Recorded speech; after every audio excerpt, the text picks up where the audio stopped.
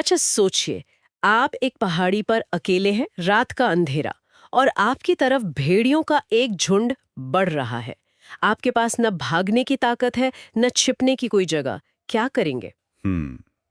ज्यादातर लोगों के दिमाग में शायद तीन ही चीजें आएंगी। लड़ो, भागो, या फिर डर से जम जाओ, जिसे हम कहते हैं फाइट, फ्लाइट और फ्रीज। पर क्या कोई चौथा रास्ता भी हो सकता है? बिल्कुल। आज की हमारी चर्चा इसी चौथे रास्ते पर है। हमारे पास राघव की बांसुरी और भेड़ियों का डर नाम की एक कहानी के कुछ अंश हैं।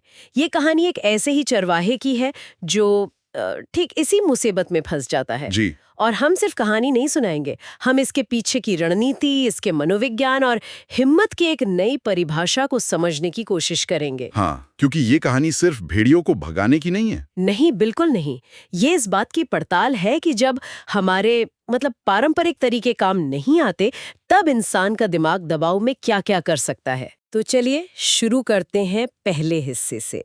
कहानी हमें राघव से मिलवाती है, एक चरवाहा जिसकी एक टांग में बचपन के एक हादसे की वजह से लंगड़ापन है। हम्म। लेकिन लेखक तुरंत एक और बात जोड़ता है। उसकी बांसुरी की धुन में कमाल की मिठास है। और गांव वाले क्या कहते हैं?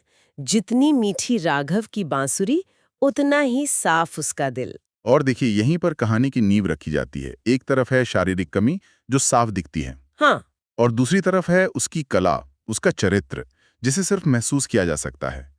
ये हमें सोचने पर मजबूर करता है कि हम किसी की ताकत का अंदाजा कैसे लगाते हैं, जो दिखता है उससे या जो उससे कहीं गहरा है उससे।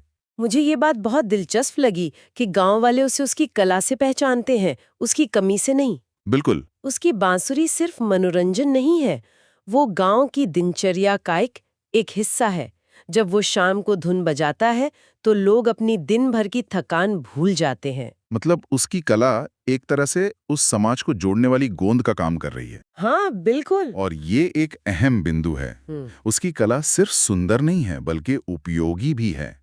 वो लोगों को सुकून देती है। और ये जानना जरूरी है, क्योंकि आगे चलकर इसी कला का इस्तेमाल बिल्कुल बिल्कुल अलग तरह से होने वाला है। सही बात है। उसकी ताकत उसकी टांगों में नहीं, नहीं। उसकी ताकत उसके फेफड़ों में है, उसकी उंगलियों में, और उसकी सोच में है। और यही ताकत एक रात कसौटी पर कसी जाती है। सब कुछ शांत है, और अचानक पहाड़ों से भेड़ियों की गुर्राहट सुनाई देती है। और जो चीज गांव के लिए शांति का प्रतीक थी, वो पहाड़ी अब वहीं से खतरा आ रहा है। ये संकट का क्षण है। और मनोविज्ञान के हिसाब से ऐसे ही पलों में हमारा प्राइमल ब्रेन यानी दिमाग का सबसे पुराना हिस्सा वो हावी हो जाता है। फाइट, फ्लाइट और फ्रीज। हाँ, जैसा मैंने शुरू में कहा। अब देखिए, भेड़ियों के झुंड से लड़ना तो नामुमकिन है। बिल्कुल नामुमकिन। डर कर जम जाने का मतलब है मौत। तो राघव की पहली प्रतिक्रिया क्या होती है?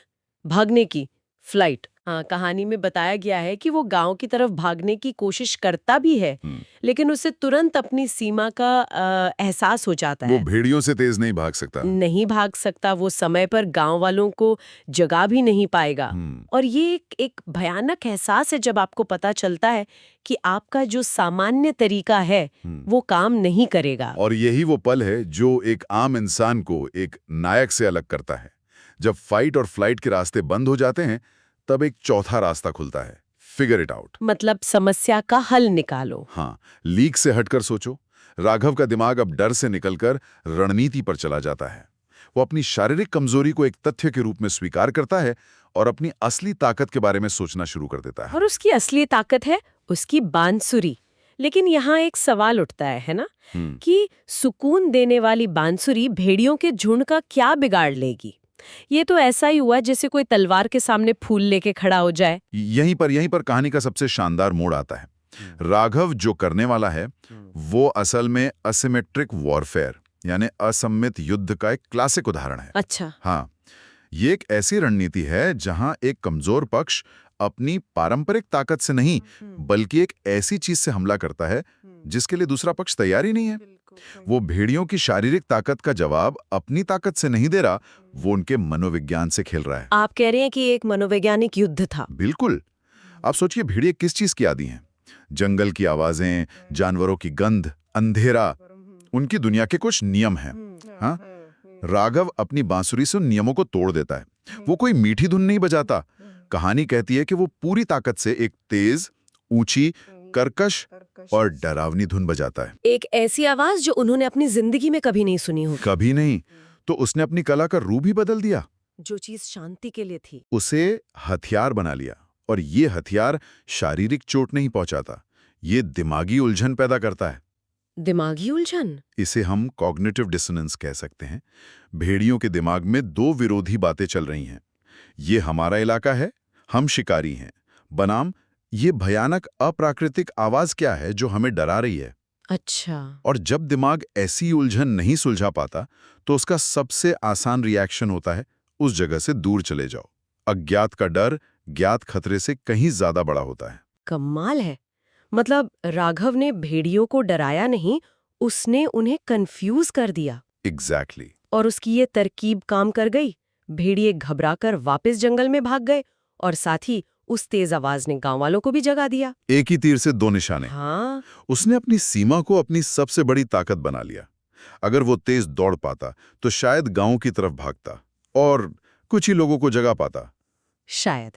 हाँ। लेकिन क्योंकि वो भाग नहीं सकता था, उसे एक ऐसा समाधान खोजना पड़ा जिसने पूरे गांव को एक साथ जगाया और खतरे को भी दूर कर दिया। कभी-कभी हमारी सीमाएं ही हमें ज्यादा रचनात्मक बनने पर मजबूर करती हैं। तो खतरा टल गया। गांव वाले पहाड़ी पर पहुंचते हैं और देखते हैं कि राघव अकेला खड़ा है। उसकी सांसें तेज हैं पर चेहरे पर एक शांत मुस्कान है। अगली सुबह गांव का मुखिया एक बहुत गहरी बात कहता है। वो कहता है, हिम्मत शरीर में नहीं, दिल में होती है। और ये सिर्फ राघव की तारीफ नहीं है, ये पूरे समुदाय के लिए एक सीख है। उस एक घटना ने गांव के लिए हिम्मत की परिभाषा बदल दी। कैसे? अब तक शायद हिम्मत का मतलब किसी पहलवान या शिकारी से जोड़ा जाता होगा, है ना? हाँ। लेकिन अब हिम्मत का मतलब है सूझबूझ, रचनात्मकता और दबाव में शांत रहने की क्षमता। और इसका असर तुरंत दिखता भी है। कहानी में आगे है कि गांव के बच्चे अब राघव से बांसुरी सीखने आने लगते हैं। ये सिर्फ एक कला सीखना तो नहीं है, है ना? नहीं, ये उससे कहीं ज्यादा है। ये एक विरासत का हस्तांतरण है। बच्चे अब सिर्फ संगीत नहीं सीख रहे, वे राघव की कहानी सीख रहे हैं। वे सीख रहे हैं कि मुश्किल समय में कैसे सोचा जाता है। मतलब वो बांसुरी अब सिर्फ एक वाद्य यंत्र नहीं रही, वो गांव के लिए हिम्मत और सुरक्षा का प्रतीक बन गई है। राघव के एक असाधारण काम ने पूरे समाज की सोच पर एक स्थायी छाप छोड़ी है। एक व्यक्ति के काम ने पूरे समुदाय की सोच को बदल दिया। और कहानी का अंत भी उतना ही खूबसूरत है। उसी रात सब कुछ शांत हो जाने के बाद राघव फिर से अपनी पहाड़ी पर बैठकर बांसुरी बजाता है। वही मीठी शांत धुन। हाँ, ये एक पूरा चक्र है। जिस कला ने हथियार बनकर गांव को बचाया, वही कला अब मरहम बनकर सुकून दे रही है। सही बात है। ये दिखाता है कि कोई भी चीज अपने आप में अच्छी या बुरी नहीं होती। बिल्कुल, उसका इस्तेमाल कैसे किया जाता है ये मायने रखता है। वही बांसुरी विनाश भी कर सकती है मनोवैज्ञानिक तौर पर, और शांति भी ला सकती है।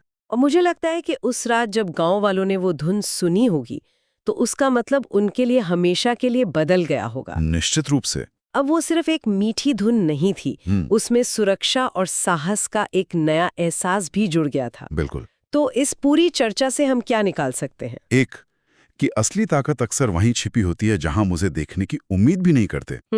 दो, जब सीधे रास्ते काम ना करें तो लीक से हटकर सोचना ही सबसे कारगर रणनीति होती है। और तीन, एक व्यक्ति का रचनात्मक साहस पूरे समुदाय को प्रेरित कर सकता है और उसकी सोच को हमेशा के लिए बदल सकता है। ये कहानी वाकई सोचने पर मजबूर करती है। ये सिर्फ बच्चों की कहानी नहीं, बल्कि रणनीति और मनोविज्ञान की एक बेहतरीन केस स्टडी है। और ये जाते जाते हम सबके लिए एक जरूरी सवाल छोड़ जाती है ना? क्या? हम सब जो इसे सुन रहे हैं, हमारी अपनी बांसुरी क्या है?